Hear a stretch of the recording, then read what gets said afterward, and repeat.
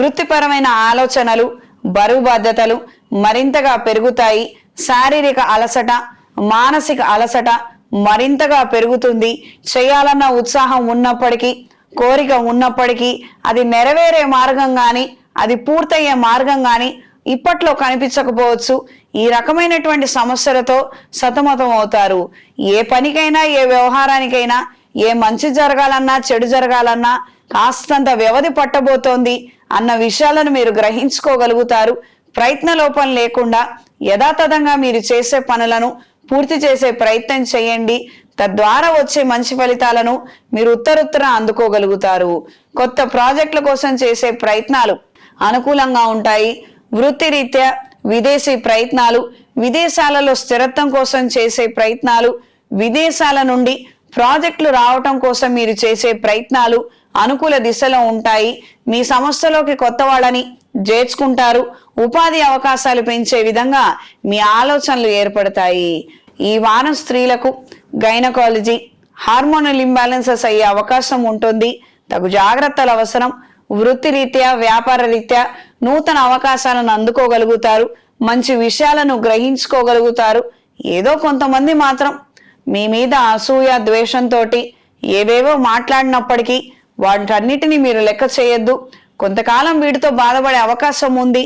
సాధ్యమైనంత వరకు మీరు మనసుకు తీసుకోకుండా నిదానంగా, నిలకడగా అడుగు ముందుకు వేయగలిగితే రేపు ఉత్తరుత్తర ఇవేవి కూడా మీకు కానరావు.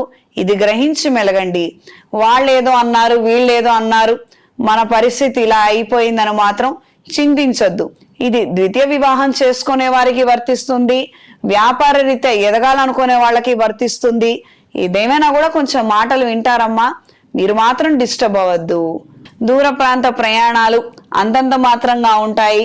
గురువుల ద్వారా, ఉపదేశాల ద్వారా, వాళ్ళు ఇచ్చే మంచి సమాచారం ద్వారా మీకు కాస్తంత మానసిక ఊరట కలుగుతుంది. కొన్ని నూతన కార్యక్రమాల మీద అభిష్టత ఏర్పడుతుంది. ఈ వారం విద్యార్థులకు కాలం అనుకూలంగా ఉంటుంది. ప్రయత్న లోపం లేకుండా చక్కగా చదువుకొని మీరు రాయగలిగితే అనుకూలమైన మార్పులు మీరు సొంతం చేసుకోగలుగుతారు. ఒక ప్రయత్నం చేశాము, మనకంతగా రిజల్ట్ నచ్చలేదు, ద్వితీయ ప్రయత్నం చేయాలన్న ఆలోచన ఉంది, చక్కగా చెయ్యండి, అన్ని విధాలా బాగుంటుంది.